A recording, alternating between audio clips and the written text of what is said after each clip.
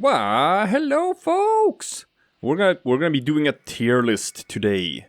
Yeah, I haven't done one of those before, but hey, this one's a long time coming.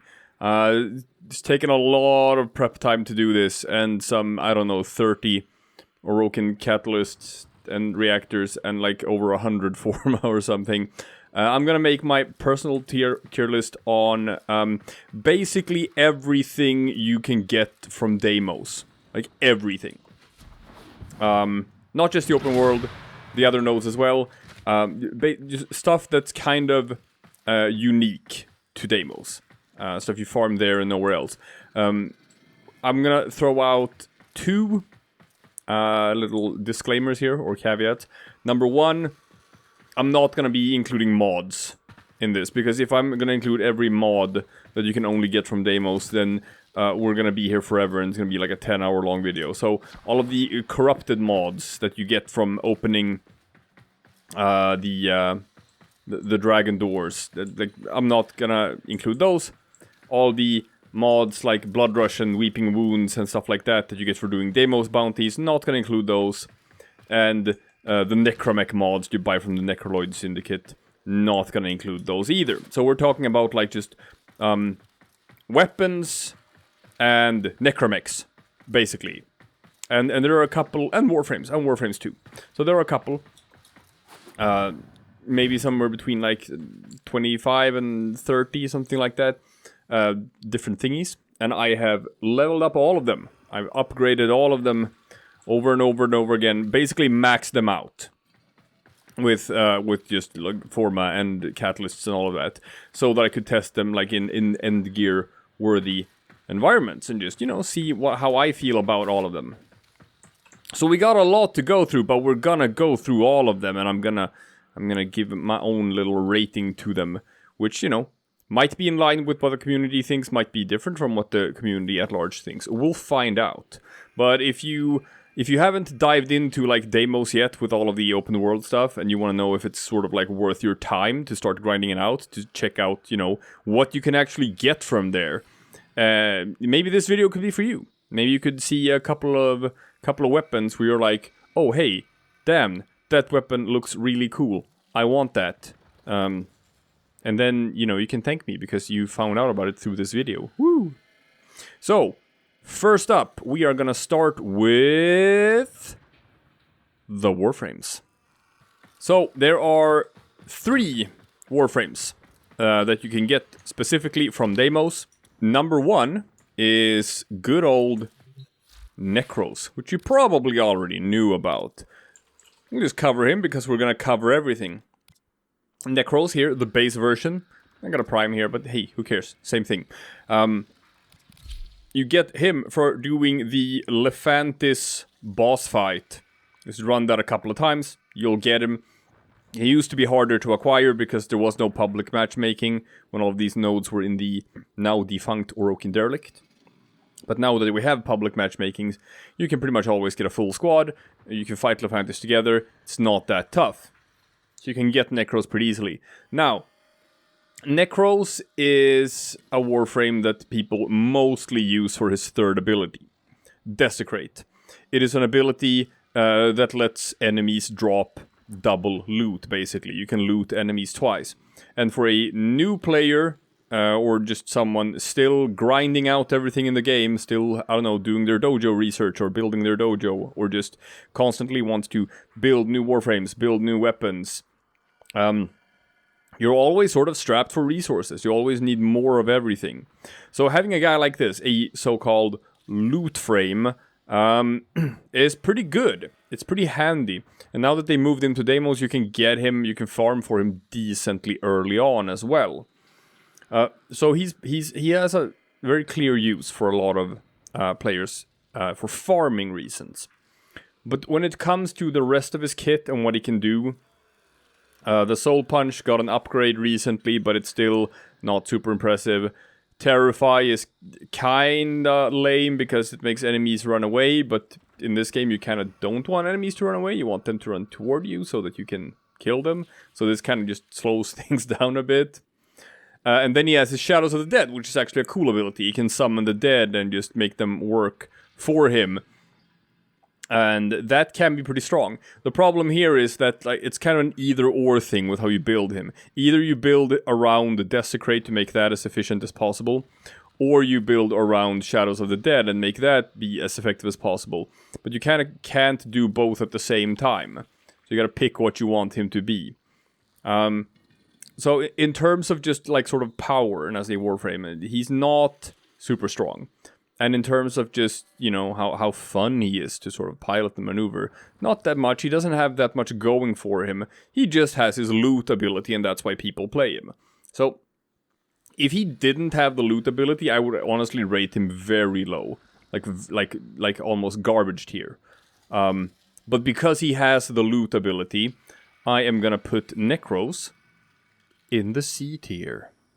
Right in the middle of the pack. That's kind of where he belongs. He's not bad. He's not good either. He has one very specific use that people use him for, and that's it. Next up, we have Lavos, the Alchemist Warframe. He was introduced to the game pretty recently. He's the second to latest Warframe put in the game. He's very different from every other Warframe in the game, because he does not use energy. Instead, his abilities are on cooldowns. And then you have an ability that can, you know, reduce cooldowns. So, he's kind of tricky to get your head around how you're supposed to play him. He takes some finesse, and he takes quite a bit of build around, but he can be extremely strong. He's super tanky. He has such high, like, armor. Like, obviously, these are my modded versions of him, but like,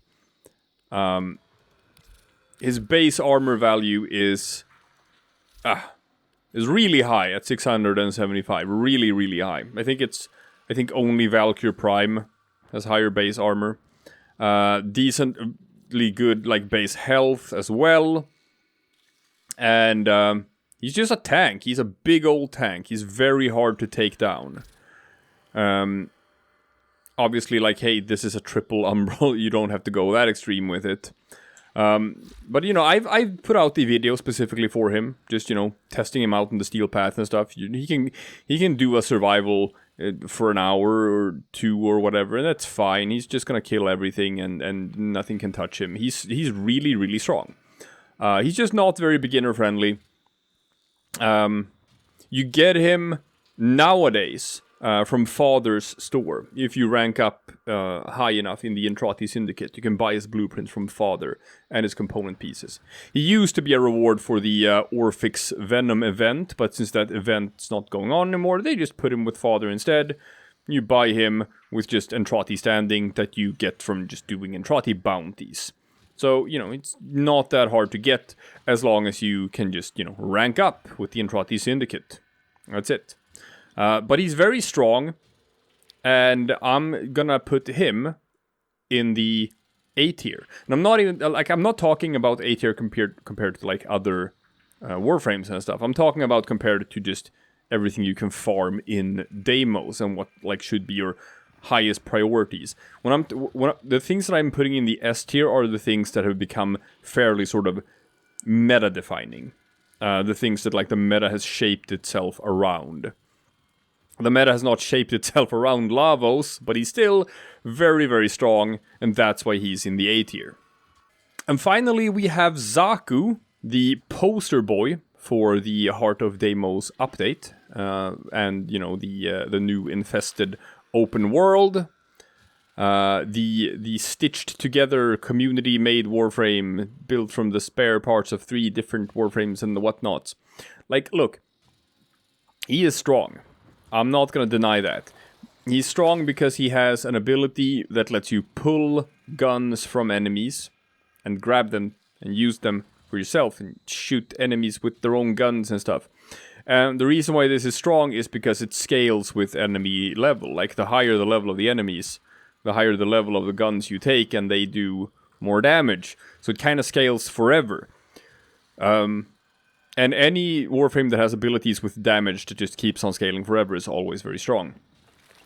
But, you know, it's not like you're killing enemies. You're just running around with this ability up and just shooting enemies with their own guns. way past the point where your own guns aren't really like doing anything anymore. He has an ability that you can swap between 3 different things, but kind of only one of them is really good, and that is the gaze, because you can just completely remove all enemy defenses with it, and that makes the Grasp of Loke do even more damage and stuff.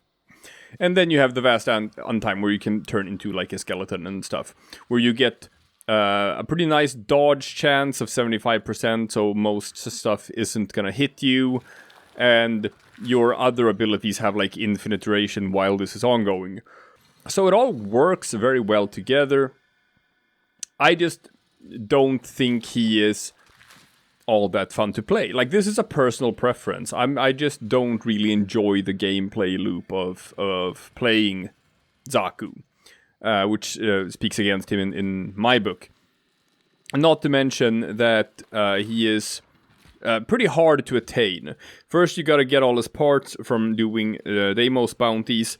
But in order to craft one of the parts, you need something called gyromag systems, which means you have to level to max rank with the Solaris United faction in Fortuna, the other open world, or one of the other open worlds. And then you have to sort of like do the next step there where you can get those gyromag systems. So it's kind of a daunting task, just feeling that like, oh, I don't just have to do stuff in this open world, I also have to max out another open world with the syndicates there in order to be able to craft this thing. So like, yeah, he's kind of clunky, kind of a hassle to get, and a bit of a hassle to play. But at the same time, you can't deny that he is very strong. So I'm just gonna put him in the B tier, and I think that's an appropriate place for Xaku. But now that we're done with the Warframes, we can start to check out all of the weapons that you can get in the Cambion Drift, in DEIMOS, in the other nodes as well. So we're gonna start with the primary weapons native to this planet. There used to be only one, actually. Now there are 4, depending on how you count. Oh, you know what? Hey, another caveat. There are a couple of weapons that technically are not found in DEIMOS. You can buy them from the market or from like clan research, but they were designed together with all the other DEIMOS weapons, and they were released together with all of the DEIMOS stuff, and they are sort of infested weapons with the same theme and the same aesthetics, and you know, came out together with DEIMOS updates and stuff. So I'm going to include those as well. I'm going to include those in this tier list as well, as if they were DEIMOS weapons, even though you actually sort of get them from the market. First up, we got the one that was, you know, in there from the beginning when DEIMOS first came out. The Trumna. So this is one of the Entrati weapons. You get it from ranking up with the Entrati Syndicate, and you buy it from Father. All of the Entrati weapons have kind of the same gimmicks, in that they have a really, really large magazine size, but on the flip side, a very, very slow reload speed. Pretty much all of them have innate heat damage. It just has heat damage by itself, which is kind of attractive because it means you can build it for like popular combos like heat plus corrosive and heat plus viral without actually having to use a heat mod. So that frees up a mod slot, which is pretty strong. So, the Trumna. You know, what if the Quelor and the Heck decided to have a baby with each other? That's basically what this weapon is. Because if you look at just the normal fire of this thing, it's kind of slow and heavy and chunky. It feels very much like just blasting off with a Heck. But it's, you know, also got that touch of a automatic rifle like the Quelor. And like, it's decent. This normal fire actually packs quite a punch. It's not bad at all. Now, all of the Entrati weapons have the same gimmick, which is that if you kill enough enemies, you charge it up. If you look underneath my aiming reticule, there, you heard a clicking sound, and now there's a bar that's full. And when this bar is full, there is an alt fire that you can shoot. And in the case of the Trumna, it's the sick grenade thing.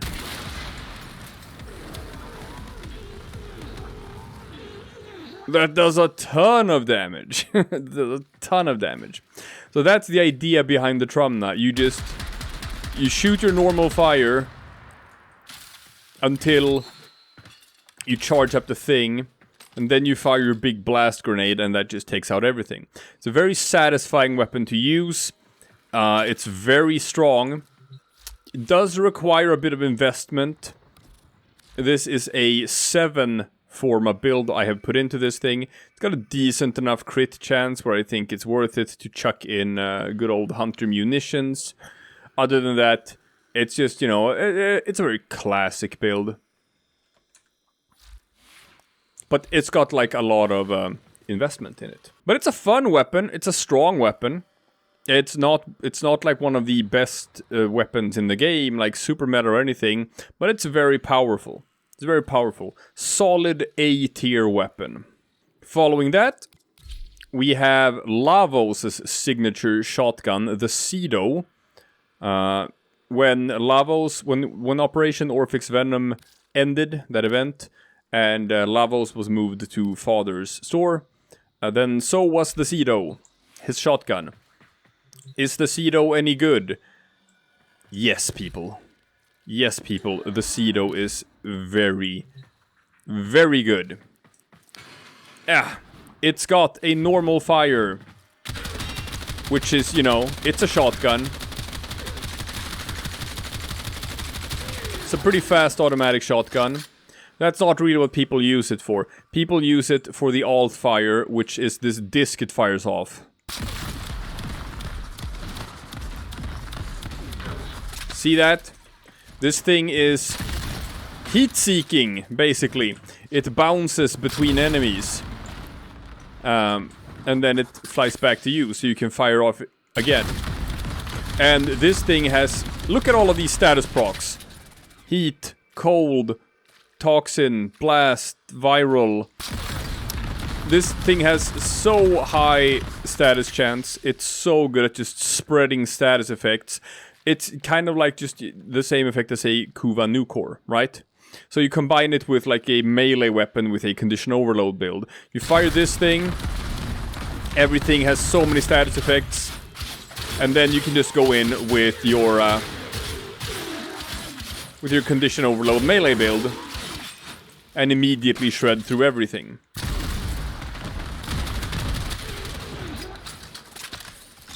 Not to mention that the Cedo itself has a built-in condition overload mechanic, which is very important to know.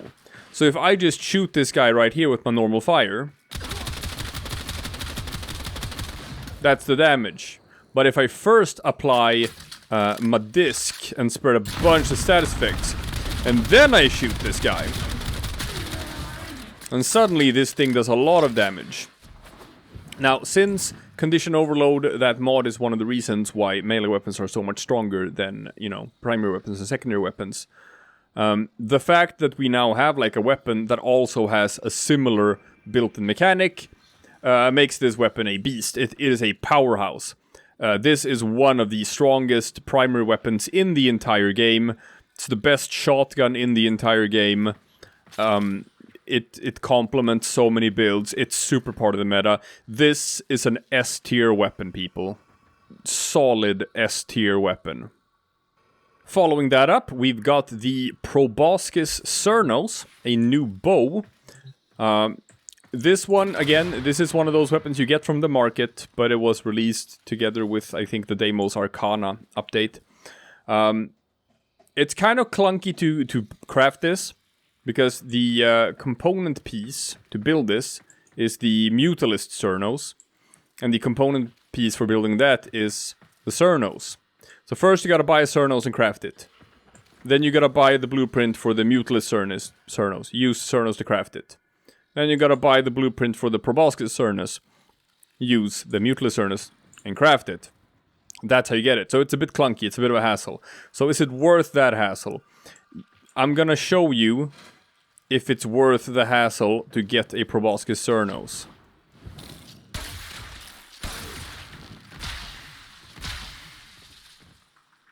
See that? Yet? You know what this is? This is a primary weapon that can group enemies together. It's also extremely strong. And does like insane amounts of damage. Because it explodes after a while, right? As well. You just look at the base stats of this thing.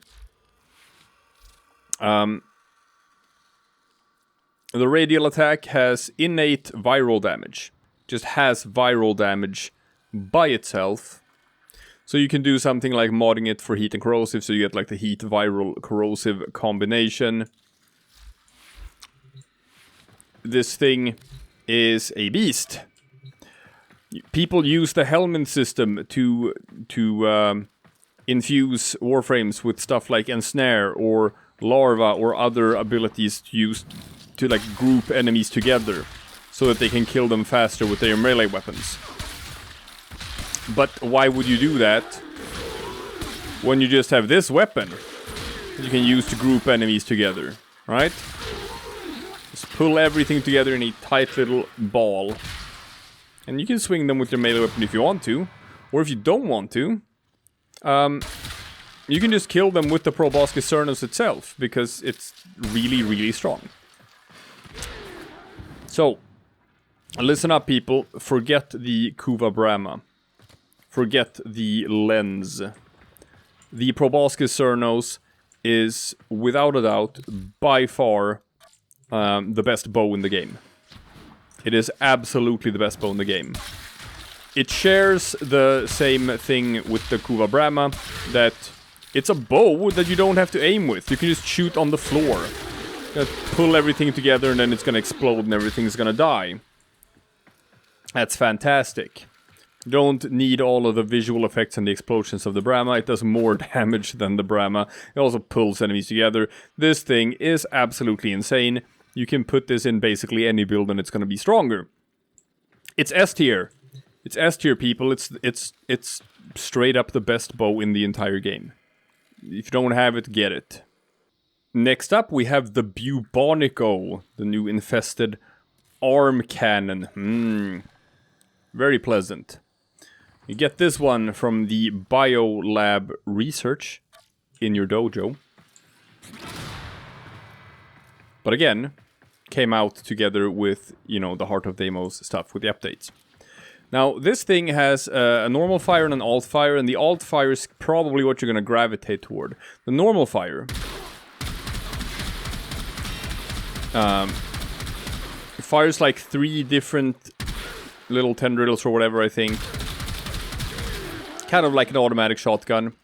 Like the other arm cannon, the Shadu. This thing, it doesn't have a reload, it just reloads itself. So that's kind of like a single target thing. Then the alt fire, I don't know if you saw that, but it's kind of like a mortar. Check it out. And this thing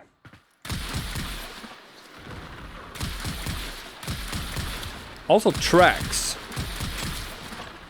Now, I haven't modded this to be very good against armor, so let's just pick something else. Let's pick like, let's see. Some Corpus Tech. Yeah. Now, the good thing about this is, like, you really don't even need to aim. You see, it just tracks to enemies. It's very comfortable. You can just point it in the general direction of where the enemies are.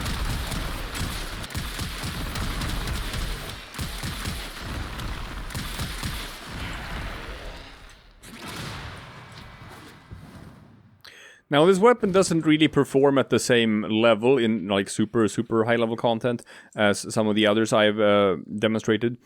But it's pretty strong. It's pretty strong. It's versatile. It's got, you know, straightforward normal fire. Very fun alt fire. Very fun explosions. And, you know, playing any sort of normal content in the game, you know, it's gonna shred. It's just when you play the super high-level stuff, it won't. So it's strong, but it's not super meta. So, you know, I'm gonna put it in the A tier. It's an A tier weapon. And finally, we have a cool one, the Sporothrix. It's a pretty hard weapon to farm for, because you have to do, like, DEIMOS bounties, and it's got you gotta do the high-level bounties and the DEIMOS Arcana bounties, and it's got kind of a bad drop chance and stuff, so not a lot of people have been playing around with this. It's kind of cool. It's very different from normal sniper rifles. It's different in that at its base stats, as you can see here, it's got almost no chance to crit whatsoever. Really high crit multiplier, right? So, you know, I don't know. Maybe if you use like a harrow and you can just artificially inflate the crit chance or something, who knows. But otherwise, it's not a crit weapon. It's not a crit weapon, but what it is a status weapon. It's got a super high, really high base status chance of 53%. Which means you can bring the status chance up to absolutely ludicrous levels. And, you know, it burrows into enemies and it explodes and stuff. What's nice about this is that, just like with the Proboscis Cernos, it's kind of a sniper rifle that you don't really have to aim with. Because it has, like, an explosion. Now, this explosion, it doesn't do a whole lot of damage on, like, high-level stuff. But on low-level stuff, it does. So on low-level content, you can basically just run and gun with this weapon. You only have to, like, hit in the close proximity to the enemies and they're gonna die. But for this one...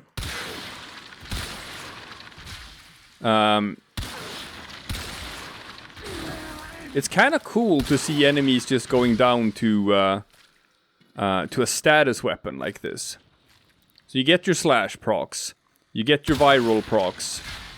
Now, in the case of the Corrupted Heavy Gunners, it's just that, like, hey, they have a lot of armor. They have a lot of armor, and the way I've built this weapon, I haven't built it for, like, corrosive damage. I've built it for viral damage instead. Now, since I have infused pillage on this Equinox, what we can do is we can remove their armor.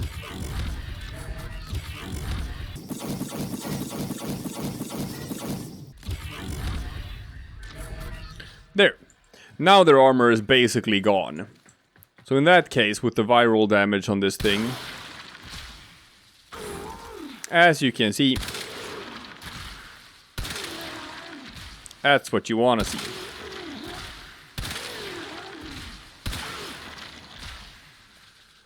Is one slash proc enough to kill? Probably need another one. For good measure. Now, what this weapon has going against it is that, unlike other sniper rifles, it can't zoom. It just has this. You can't zoom in any further. Which is a bit sad. So, it's not a bad weapon, but it requires some investment. It's a bit more versatile than a lot of other sniper rifles are, but it's clunky to sort of get it to work the way you want to. So I'm gonna put this weapon in the B tier. It's not one of the best weapons in the game. It's not a bad weapon either. You just have to put in some work to make it work. So, you know, it's a B tier weapon. And with that, we have reached the secondary weapons. So we're done with all of the primaries now. And first up, we have the first one that you can get from Father's Store at pretty low rank, the Zymos. An infested gun that shoots these toxin clouds. It's, well, you shoot like a projectile that explodes, right? And there's some gas and stuff. And that doesn't do a whole lot of damage. The thing about this one is that if you land headshots, they will burrow in and explode. And like that, and spread that headshot explosion around. And that's actually quite potent. It's not bad. So, not to mention that the sound effects are absolutely disgusting. And like these numbers are actually quite juicy. And it's gross. It's really gross and disgusting, which I like. Ugh, I don't like it. Well, I like it, but I don't like it.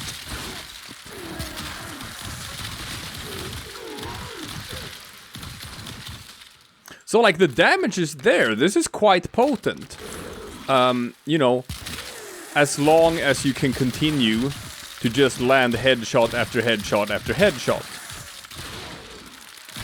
I can do it here, right now, because I'm in the simulacrum and these guys are just standing still and letting me do it. When you're actually playing out in the real world, it's a bit trickier. Now, with the introduction of the newest Warframe in the game, Sevagoth, he has an ability that can slow enemies around him. So, he actually has an easier time landing headshots than a lot of other Warframes have.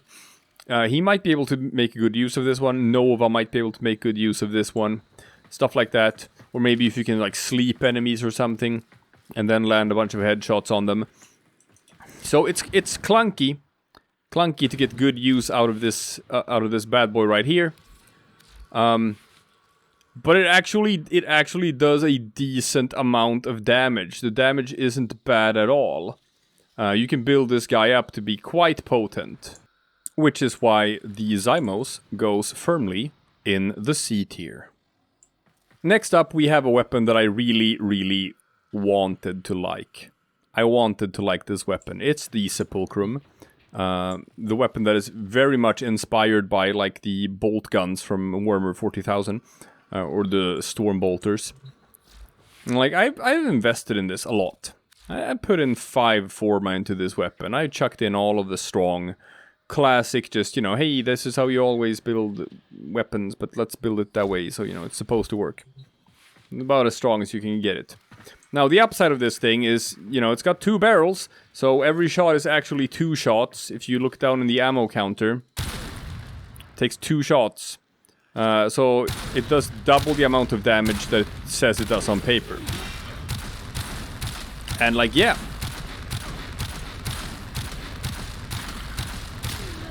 It's not bad. It's got some punch to it. But, like with all of the Entrati weapons, it has the gimmick that has some sort of interesting alt fire that you gotta charge up. Oh yeah, by the way, that 4-second reload speed. Oof, that's a doozy. So this one, when you click on the alt fire, there, I've activated, like, lock-on mode. And then you drag it over enemies like this. Now you've locked on to them. And then you fire and... Hey! Heat-seeking bullets, or, you know, targeting bullets. So it's like that gun from the Fifth Element and whatnot. And don't get me wrong. Like, the damage is quite good. The damage is quite good on that alt-fire. It's just such a clunky gimmick. Where you have to stop what you're doing, activate alt-fire mode, target a bunch of enemies, then fire, and it... If I'm gonna use one word to describe this gun, I'm gonna use the word clunky. And I get that that's thematically the thing with all of the Entrati weapons. They're old and they're busted and they're janky and they're clunky. That's their thing. But I just don't like it. I just don't like it. It feels like a hassle to use this. It feels like a hassle to make it work. So yeah, the damage is there. I do not like how the alt fire works. I do not like the very slow fire rate of the weapon. I do not like the 4-second reload speed. So all in all, I just feel like investing in this weapon it just isn't worth it. There's always going to be other secondaries that are basically going to be better at whatever this does. So, I don't think it has any sort of value in the meta. I don't see why anyone would actually use this, unfortunately. Which is why I'm putting this weapon in the D tier. It would be lower if it wasn't for the fact that, you know, the damage is there and it does pack a punch. It's just not that great to use. Next up, the Catabolyst. Catabolyst? No, let's say Catabolyst. This one's a bit different. It's a beam weapon, as you can see. And once you've depleted it, like that, you can actually throw the empty clip or empty magazine or whatever as a grenade. And this grenade is actually really, really strong. You have to click the reload button to throw the grenade. That guy almost died. I did die. So that's nice. So, as far as the beam weapon goes, yeah, it's kind of dumb. It's kind of dumb. And then you reload. And that also kills everything. So, this weapon is scary, people. If you did not know about the Catabolyst, now you know. It's actually quite an insane damage dealer. So this one you research from the biolab, just like with the Bubonico. You gotta go to your dojo research to get this bad boy. Whee! See, that's got some range on that grenade as well. Yeah, you know, it's a 5-forma build. It's kind of classic stuff, like, you know, you could build it for other things than like these crits, because the crit chance isn't all that high. It's just that the crit damage multiplier is very strong. Otherwise, the strength is in, you know, just status.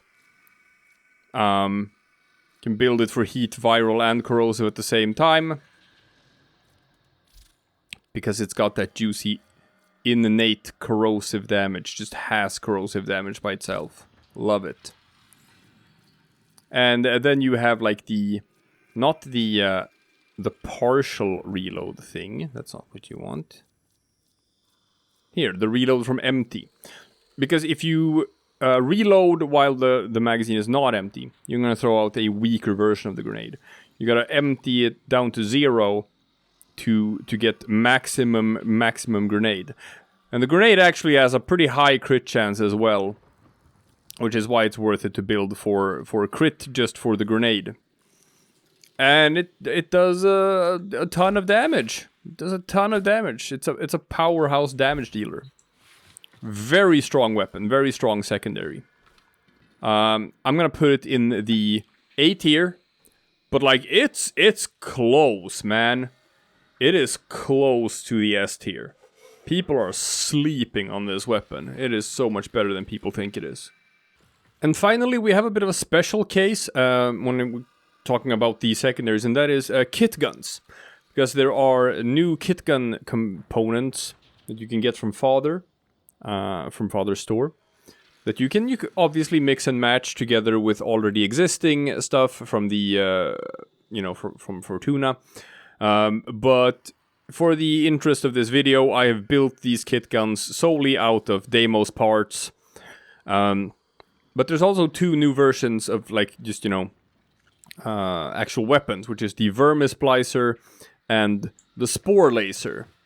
So, since nowadays these can be built as both secondaries and as primaries, naturally I went ahead and got both of them and maxed out both of them. So this is a 6-forma build with the primary and a 3-forma build with the secondary. So, you know, we're going a bit crazy here. But that's okay. So they function a bit differently depending on whether they're used as a primary or as a secondary. When you use the Vermisplicer as a secondary, it fires like 5 beams like this on like a single target and just stays locked onto it. So, see? I can even move. It stays locked on. It's kind of cool. Gross little tendrils. So it's kind of easy to just keep on damaging enemies because you don't really have to aim all that much. And the damage output is actually not bad.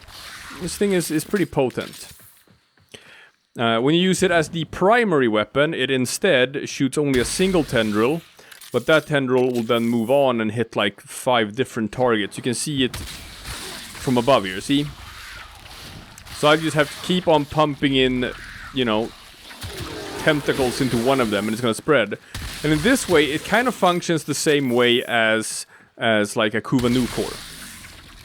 Except this is primarily sort of a damaging weapon rather than a status spreading weapon. And hey, you know what? The damage isn't bad. The damage isn't bad. It's pretty good. So, if you ask me, I prefer the primary version of the Vermisplicer. I just enjoy using that more than the second one. It's pretty good. It's pretty good as far as kit guns go. It doesn't really live up to the same level as the other kit guns. So I'm unfortunately gonna put this in the B tier. Not because it's bad, because it isn't. It's actually very good. It's just that as far as kit guns go, there are better options than the Vermisplicer if you're like strapped for resources and you gotta pick and choose. But hey, if you just want to experiment with different stuff, like hey, yeah, get the Vermisplicer, it's cool. It's cool and it's strong. And finally among the secondaries, we have the Sporelacer. The Sporelacer, if you build it as a primary weapon, it is a shotgun.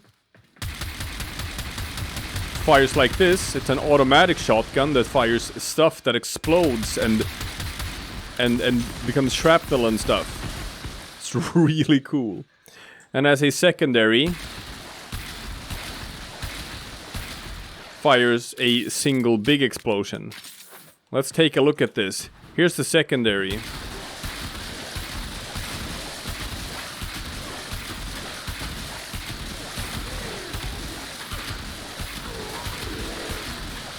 Just coats the entire screen in ick. Ick that actually does quite a lot of damage. It's not bad. Now, as a primary, as our automatic shotgun, right? Woo!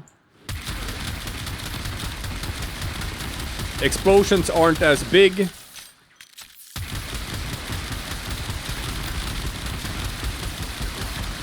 Damage isn't as big.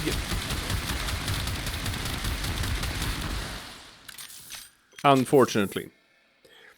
It absolutely shreds on low-level content, mid-level content, anything up to like level 100 and sorties and stuff. That automatic shotgun is gonna melt stuff. But if you want to actually take out the big boys, like Steel Path enemies, like level 200 corrupted heavy gunners and the whatnots, then this secondary thing just packs such a better punch. So much more potent. So you got that going for you with the infested kit guns from DEIMOS, that the Vermisplicer, at least in my mind, works much better as a primary weapon. And the Sporelacer works much better as a secondary weapon. But hey, up to you how you want to do it. Sporelacer, just because the secondary fire is so strong. Such big explosions.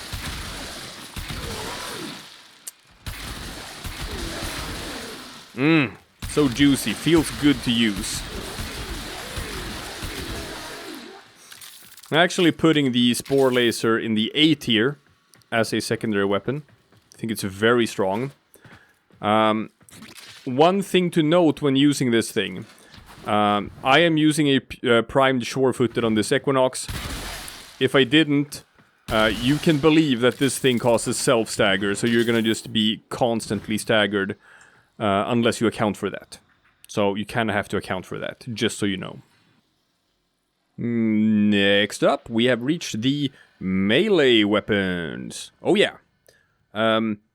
There's kind of a lot of cool stuff here. Like, maybe nothing is sort of like super meta-defining, but definitely good stuff. So I'm gonna start with these infested claws, the Keratinos, that you can buy from Father's Store. They're very low level. So these are one of the easiest weapons to acquire from DEIMOS. You can get it pretty early on. Now, here's the thing. You want to actually build this one as a heavy attack build, where you just spam heavy attacks. And the reason for that is because the heavy attack for this thing looks like this. Oh yeah. See that? Now that's like, that hits in a circle. And it's got like 6 or 7 forced slash procs on it. So if you just build this thing for, you know, just it's a classic heavy attack build. Not the condition overload stuff, but just instead like just more damage, more crit damage and heavy attack wind-up speed. More heavy attack damage and heavy attack wind-up speed. More initial combo, so you get like a 2x combo from the beginning. Heavy attack efficiency, yeah, sure, whatever. You can replace this with something else if you want to, that's fine. Because you're never going to be at like high combo anyway. Sacrificial Steel, Primed Fever Strike, Primed Reach. It's nice to have like the viral corrosive combo, because this thing has like innate viral damage. Now, what's even cooler about this is it's got a gimmick to it. But first, I'm gonna show you just how good this heavy attack is. You have to have Primed Reach on it, because claws have kind of garbage range. But with Primed Reach on this thing, you do like a heavy attack with all of them 4 slash procs. I'm just gonna stand here and click the heavy attack button.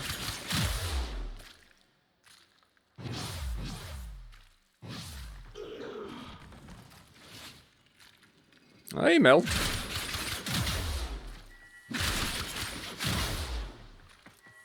Going through them like claws through corrupted butter. I don't even want to think about what corrupted butter is. But anyway, they're very strong. Now, these weapons have a gimmick to them, which is kind of cool. But it also goes against what you want to do with this weapon.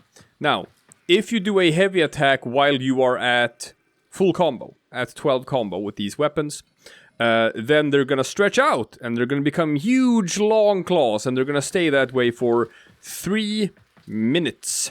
I'm gonna show you. First, we're just gonna slash and slash and slash until we're at 12 combo. Here we go, here we go. We're slashing, we're slashing, we're slashing. 9 combo, 10 combo, 11 combo, and 12 combo. And now I do the heavy attack. Bam! So see now? Now I got the long claws. Now we're doing Edward Scissorhand stuff. And with the long claws, with the extended range on these things, they're quite scary. So you can basically just run around and spin to win. Just clicking the heavy attack button. And things are gonna go down. They're pretty cool. And like 3 minutes is a long time for this buff to last. You know, it's... Hey, some missions don't even last 3 minutes, right? Now, so the problem with these is obviously like...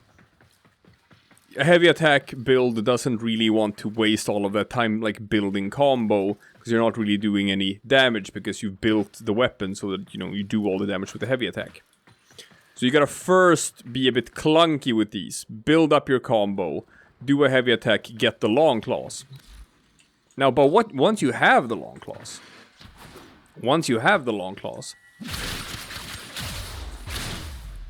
it feels nice to just, you know,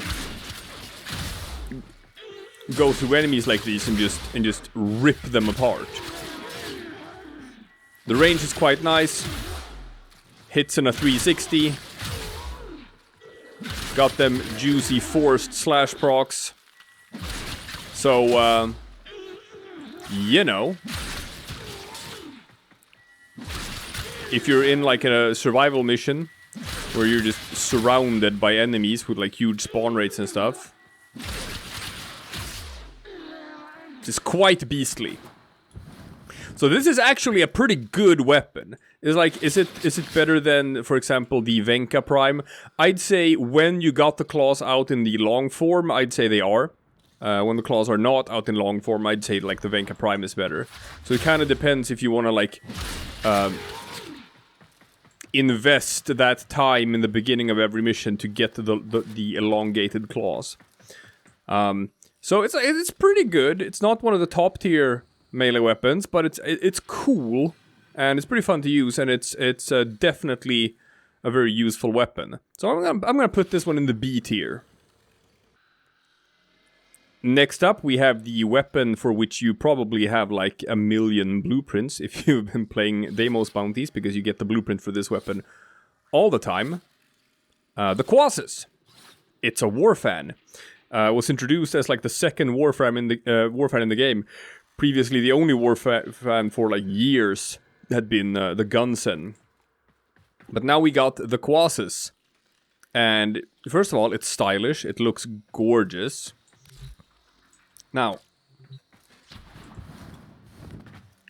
second, there are two ways you can build the Warfans.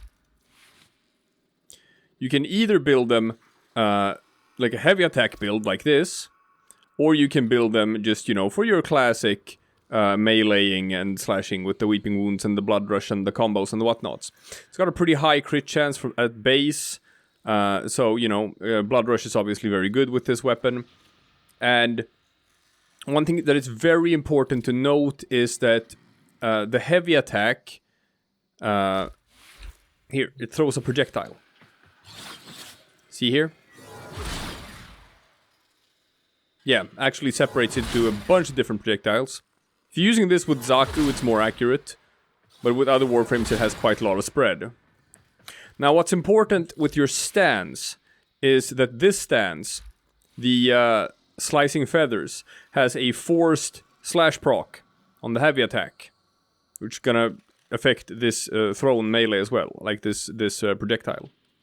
This new Warfan stance, the Votive Onslaught, does not have forced slash procs on the heavy attack. So if you want to go for a heavy attack build, you want to use the Slicing Feathers stance. So let's first check out just, you know, your classic sort of just meleeing whatever. It's a fast weapon. And Warfans are like, hey, spinny stuff, and you can do some dancing around and whatnot. But it's just your classic melee stuff. It's like, it's pretty good. Does a lot of damage. It's fast. Range isn't great. But it's like, hey, if you like Warfans and if you like the moveset for Warfans and all of that, it's a pretty solid weapon. But where the weapon shines is the heavy attack build, where it can do some kind of neat stuff. And that is because it has this forced slash proc on the heavy attack. So the heavy attack, you throw a projectile. Even at this range, I'll show you what it does. Yeah, that's pretty decent. Some pretty decent slash damage. Check what it does if you stand close so it hits like an enemy with all of them. Instant death. Instant death. Instant death.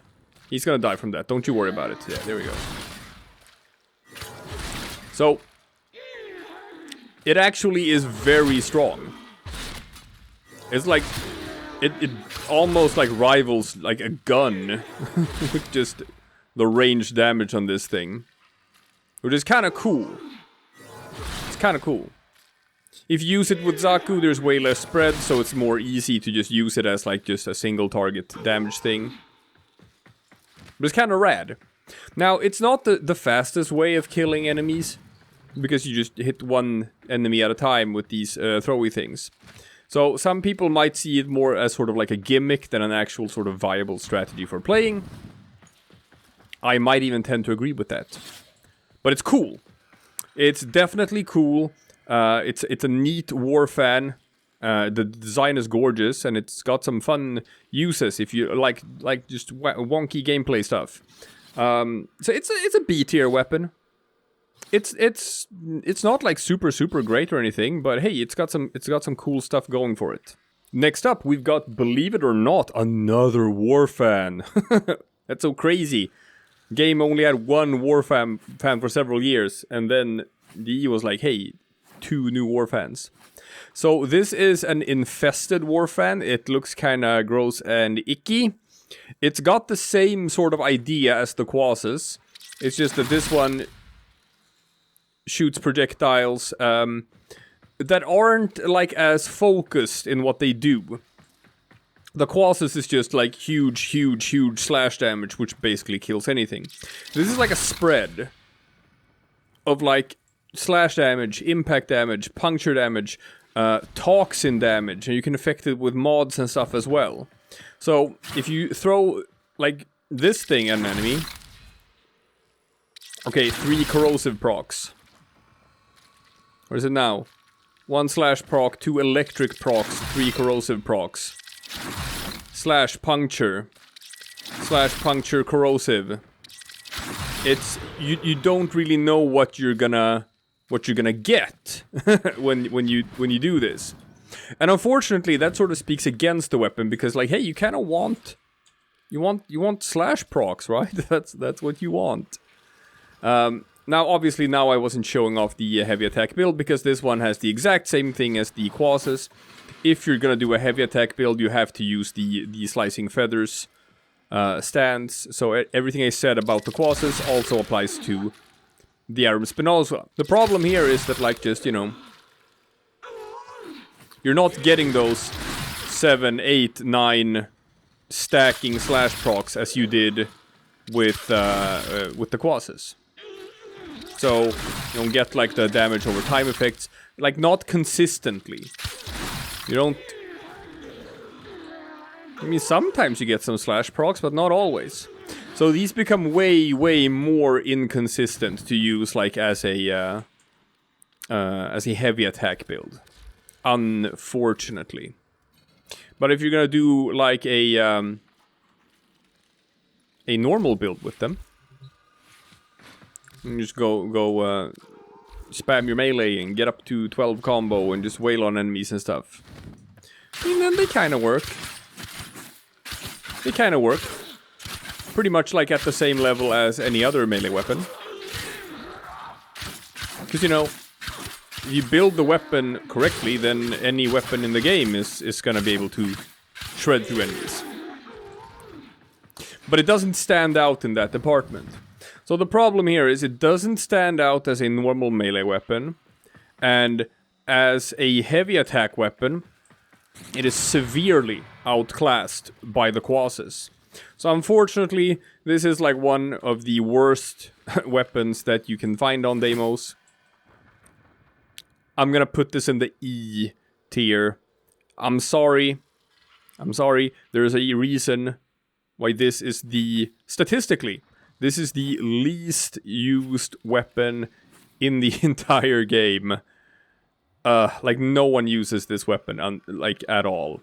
It's sad, because, like, the design is really neat. They put some effort into making this. But it's very hard to acquire. You have to run, like, high-level DEIMOS bounties and DEIMOS Arcana bounties and just grind over and over again to get the parts. And once you actually get the weapon itself, it's very underwhelming. So, E tier. You can probably skip this one unless you're a completionist like me and just have to get like everything in the game. That's basically it. Next up, we have the Pulmonars. They're a nunchaku. Yeah. Infested nunchaku. It's like lungs. These one you buy from the market. But like I said before, I'm gonna count these because they were like designed together with all the other DEIMOS stuff and released together with all the other DEIMOS stuff. Now, these bad boys, they do impact damage, right? Impact and viral. That's the innate damages that this thing has. And some of you might be like, oh man, it's not slash damage, then I don't want it. But like I understand. But these things actually got some things going for them. And what they've got going for them is the stance, the Atlantis Vulcan stance, because like, hey, nunchakus are actually really, really cool to use. They have such a rad moveset. Like, almost everything, like, hits around you in, like, a 360. It just deals so many hits so fast. It's just such a super, super aggressive stance. And I don't know if you see this, but things are melting, because you have, like that one. The aim and... Ooh. That's the aim and a hold forward combo. That thing does like, I don't know, 10 or 12 hits or something in one blow. So, these things actually work quite well, just as like an impact weapon. Just because, like, the stance is so good. And nunchucks just... they feel great to use.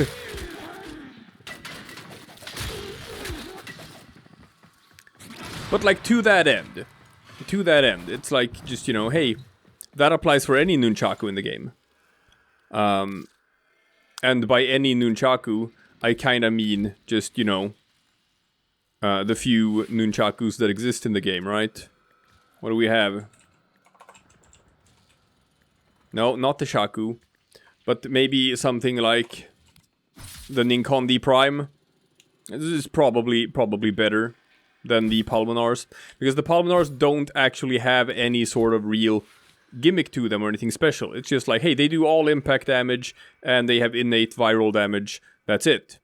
Other than that, they're just a decent hybrid weapon. It's got pretty good crit chance at base, got pretty good status chance at base, but nothing special. Nothing special. So, hey, if you like nunchucks, and if you think that, like, hey, that just looks cool, then yeah, go grab it from the market. I'm gonna put it in the D tier, just because, like, it's nothing special. Whatever you can do with this, you can do with, like, the Ninkondi Prime as well, and that's probably just gonna be, like, a little bit better. But yeah, it's a cool weapon. And finally, from the melee weapons, we have the Pathocyst. This counts. You get it from DEIMOS. You get it from the boss fight, the Zelloid Prelate, which was the boss fight back from Nightwave Season 2, that they just put as a permanent node on DEIMOS. It's kind of a hard boss fight. It's kind of a struggle to get through, and you have to fight him a lot of times to get, like, the blueprints and all the component pieces for the Pathocyst. So is it any good? Is it worth your time to get this? Well, it probably didn't used to be all that much, but ever since they've, like, reworked glaives and how they work, and they got some special mods for them that make them stronger and stuff. Let's look at what this thing does now. This thing has innate viral damage, which is nice. I've added some more viral damage to it, because why not? And it drops, like, maggots on the ground when you, like, explode it and stuff, which, while not, like, particularly strong, they actually work as kind of a crowd control thing, because they latch onto enemies and, like, stun them for a little bit. But other than this is, like, one forma, very classic heavy attack build. So I got away with, like, only using a rank 2 corrupt charge, which is nice, because that's all you need. Plus 22 is enough to put you up to, like, 2x combo from the beginning, so you don't actually have to rank this up to maximum. The only reason why you would want to rank up Corrupt Charge to maximum if you want to combine it with, like, a Riven mod that has, like, even more initial combo, and then you can get up to, like, ×3 or ×4 or something. So yeah, like, it's pretty easy to build this. It's got the innate Naramon slot here, which is kind of garbo. If you want to invest some more, you can swap that out for something else.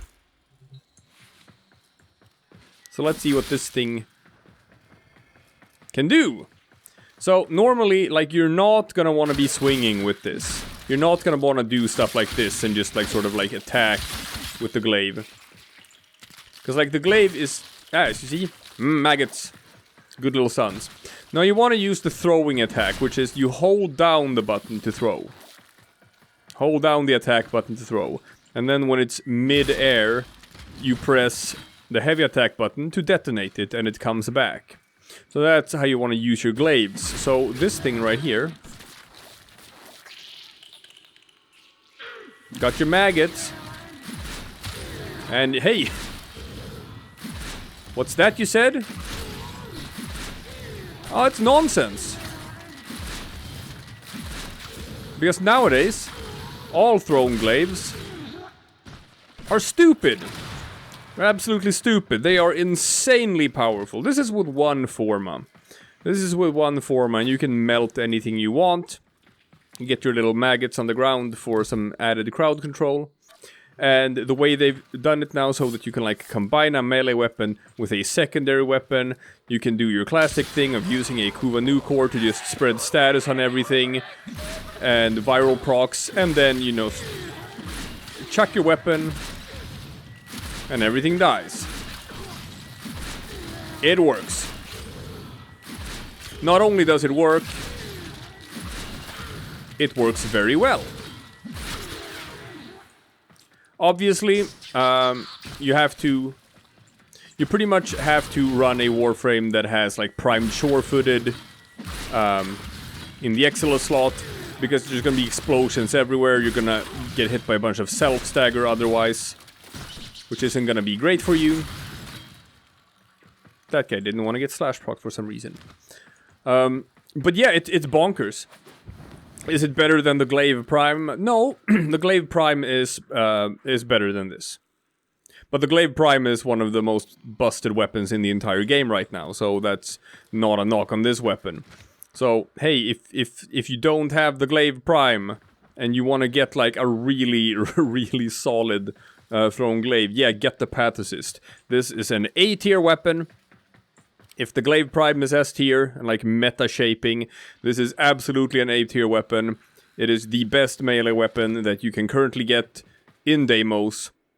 So, you know, hey, get that. I know, you have to fight the Zealoid Prelate like a million times to get it. I know. But get it though, it's really good. Now we reach the Necramech part of this review video. I had to go out here because currently you're a bit limited in where you can take your Necramechs, and in particular you can't use them in the Simulacrum. So you have to join the Necroloid Syndicate in DEIMOS. You gotta do isolation vaults to get a bunch of different parts and stuff. And then you can build a Necramech. Once you have the Necramech, you equip it as a summon in your gear wheel. Your Necramech summon. It's right here. And then you deploy it. Bam! Isn't he gorgeous? So this is one of them. This is the Voidrig, one of the 2 Necramechs currently in the game. And then you just use your operator to transfer into it. Bam. Now this bad boy. Currently, it can only be used in open worlds, like this. And in Railjack missions. So they are working on it, like incorporating Necramechs in all missions so that you can summon this thing whenever. But you currently can't. It's for the future. So, are these boys any good? Yes they are. If you invest in them. Unlike a Warframe, these boys have 1, 2, 3, 4 times 1. Like they have like 16 mod slots or something. So you have to invest maybe like 10 form in this thing before you can max it out. But as you can see, like tons of armor, tons of health, tons of shields. What can they do? Well, this thing has a grenade on its number 1. You chuck it. You can explode if you want to. That's what that does. Number 2, Storm Shroud. Works like Rhino's iron skin. Now they have to get through the Storm Shroud before they can hurt me. And hey, if they get through it, I can just cast another Storm Shroud. Very good survivability tool. Number 3, Grave Mines. chuck a bunch of mines that explode around you. You can like go ham. It's pretty fun to just cover the area around you, but you're not going to be using it all that much. Number 4. This is your bastion. This is you turning into a huge turret. It's got drain per second, but it also got this.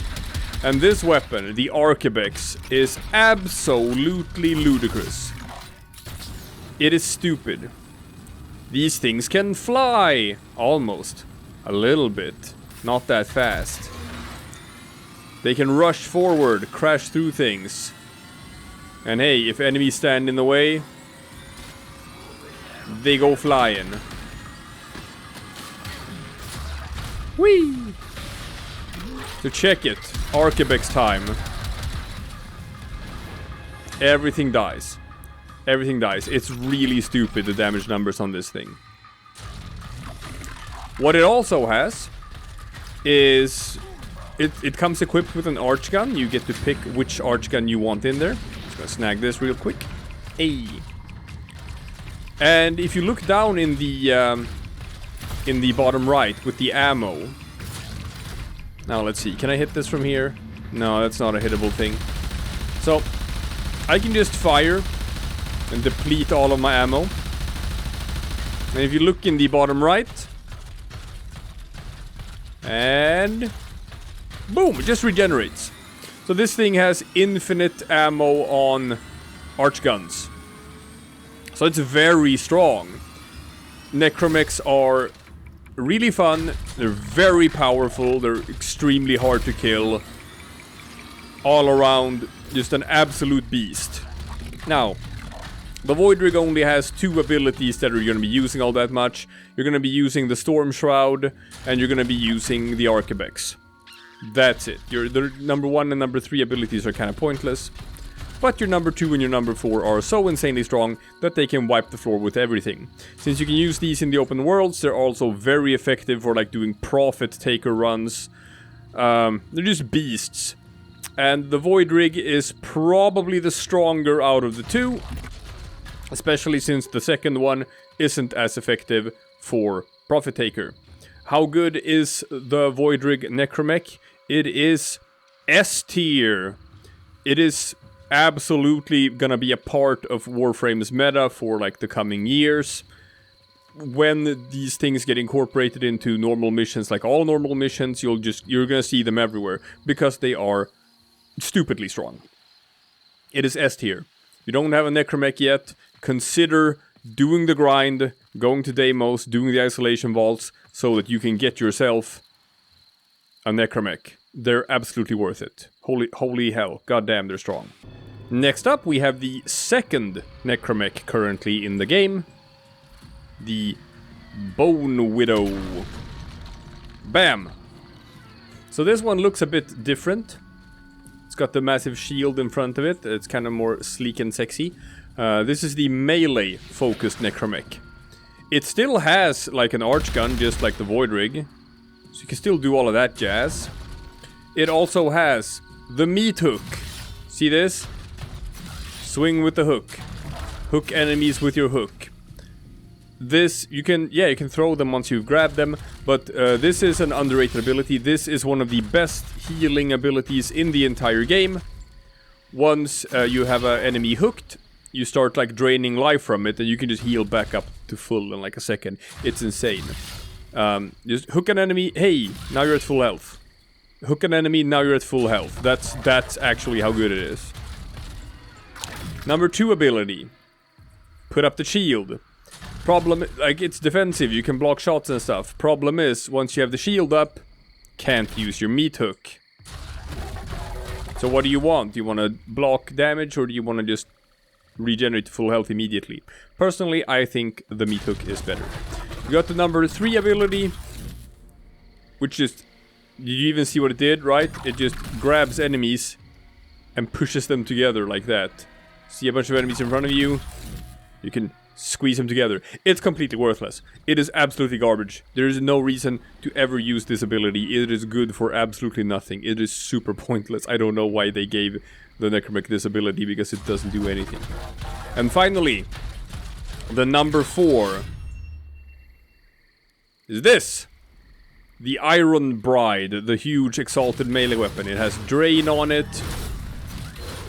Massive range. Super strong. Can cut through absolutely anything. And this you can combine with the shield. So you can go sword and shield and stuff. You can hold your thing to block with the right mouse button. And then you can just go ham and swing with your sword. And, you know, hey, that's cool. That's cool and rad. Is the sword any good? Yes. It's good. It's very strong. Does not have as much of an energy drain as the Archabex with the Voidrig. So, you can just keep swording all day long. Sword for as long as you want. You're not gonna run out of energy. The Archabex will. You have to invest in a lot of like efficiency and energy and stuff for that to be viable. And say you're hurt. Say you're dying. Say you're almost dead. And all you gotta do is just find the Grenier unit and hook him. And while I got this guy hooked, I'm healing. It's very strong. It's very strong. If you want to do the and yeet. If you want to do the Orphix mission in the new Corpus Railjack, I made a guide for that. I made a guide back when the operation was a thing, the event, Operation Orphix Venom, teaching you exactly how you're supposed to play those missions, because you play those missions with your Necramech. For those missions, I personally actually think that the the Bonewidow is slightly better than the Voidrig. Crazy, right? But it's just as viable no matter what your preference is. However, all in all, because the Voidrig is, you know, absolutely better for doing Profit Taker. It's got a bit more utility than the Bonewidow. The Voidrig is probably also better for like Thermia fractures. It trivial. Like, hey, both Necramechs absolutely trivialize Thermia fractures. So, how good is the Bonewidow? I'm gonna put the Bonewidow at A tier. It's still extremely good. It's still absolutely worth your time. If you want to get a Necramech, there is absolutely nothing wrong with getting a Bonewidow. You will be happy with it. But hey, the 2 Necramechs is not the only thing that you can get from the Necroloid Syndicate. You can also get a bunch of new Archguns. Yeah, so these can be used with your Necramech. They can be used in Archwing missions or like in Railjack missions. And, you know, they can also, if you have a Gravimag, be used on foot in normal missions. Like this. Kabam! This is the first one. This is called the Mausolon. How do you get the Mausolon? You get the Mausolon by getting a Necramech. That's it. Necramechs come with a pre-installed Mausolon, and you just get it if you build a Necramech. So getting a Voidrig or a Bonewidow will award you with the Mausolon. Is the Mausolon worth your time? Let's find out. Normal fire. Absolutely shreds. Huge magazine size. And like all the Entrati weapons, it's got a gimmick. It's got a secondary fire that you charge up by killing enemies. Oh no, I'm stuck. Ah! The secondary fire of the Mausolon. It looks like this.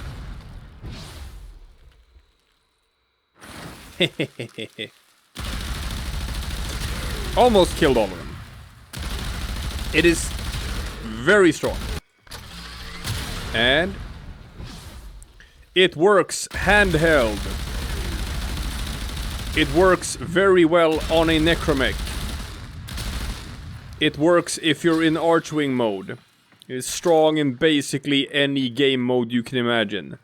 This thing is probably currently considered the best Archgun in the entire game. Next to the Imperator Vandal, but I think most people actually think the Mausolon is like better nowadays. So with that in mind, there is no way of putting this at anything else than S tier.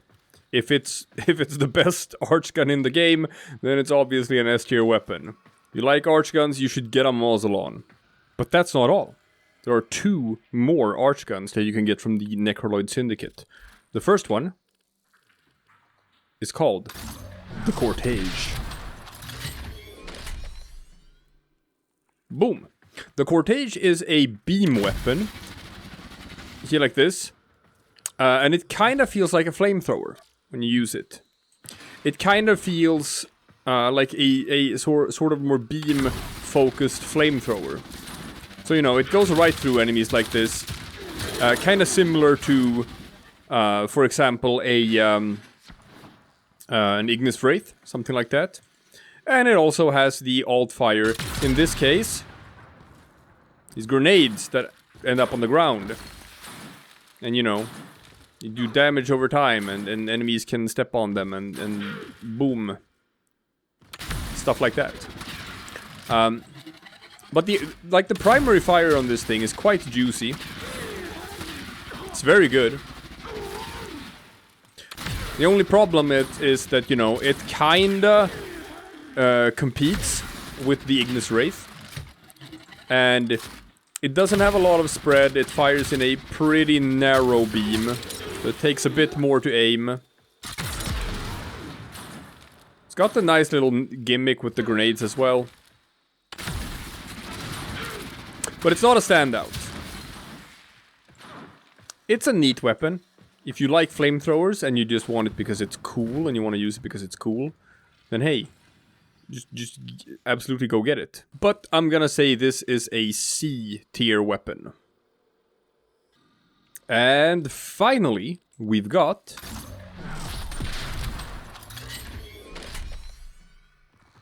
the Morgha.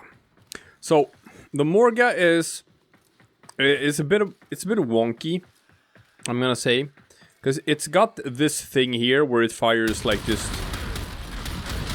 It feels kind of like a mortar, like a grenade launcher, and it's like,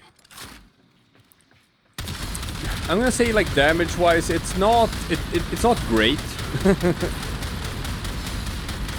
And unfortunately, if you look in the bottom right corner, I have almost gone through like the entire ammo reserves on this thing. It's got the Entrati gimmick of, like, if you kill a bunch of enemies with it, then you charge up a thing. But I don't think I'm gonna be able to kill all the enemies with just the ammo that this thing has, because it just depletes so fast. So, you know, let's just charge this up so I can show it. Okay, finally I charged up the alt fire. Here's what this baby looks like. So it's like this huge grenade. It does a decent amount of damage, but, like, you know, that's about it. That's about what it does. So the thing about this weapon is that, like, the ammo reserves are such a problem. So basically this is only good if you equip it on a Necramech, because the Necramech has infinite Archgun ammo. For a Necramech this is not a problem. But for you, this 80 in the barrel and then 160 extra, and it depletes with like 2 every time you shoot it, so it's actually 40 and not 80. You just run out of ammo with this thing immediately, and then you can't use it for another 5 minutes. And then when you do get to use it, it kind of feels a bit underwhelming. I'm gonna put this one in the D tier. It's kind of bad. it's kind of bad. I don't think you need to get it. That's my take on it. And last but not least, we have reached the companions that you can get from the Heart of Deimos update.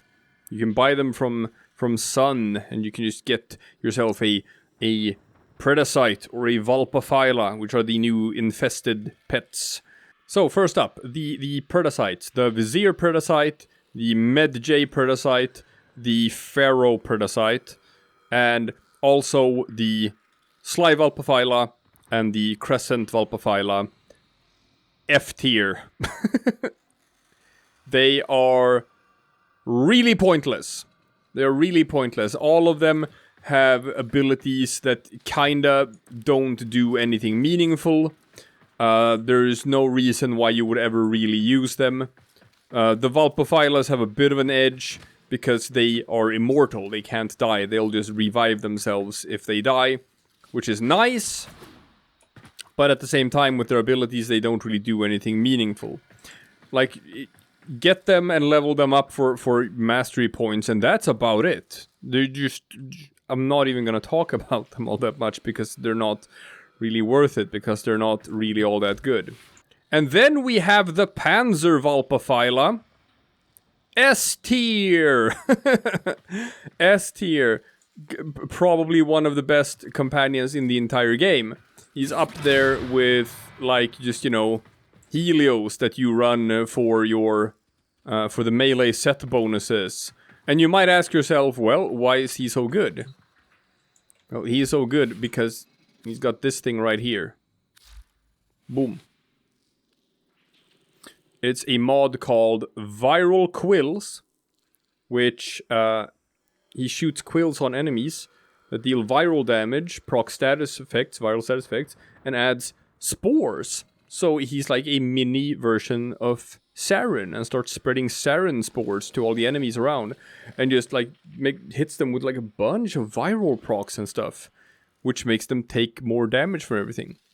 Like the other Vulpaphylas, he is immortal, he can't die, he'll just revive himself if he dies. He's got this sick sort of like lifesteal link thing, which kind of works pretty well with the spores. So let's look at what he can do. If I just plop down these things here, and just let my Panzer go to work. Pew! Shoots viral quills. Look at that. This guy's already at like 9 viral stacks. 10 viral stacks. He didn't have to do anything. I didn't have to work for that. Isn't that great? So if I go in with like my condition overload sword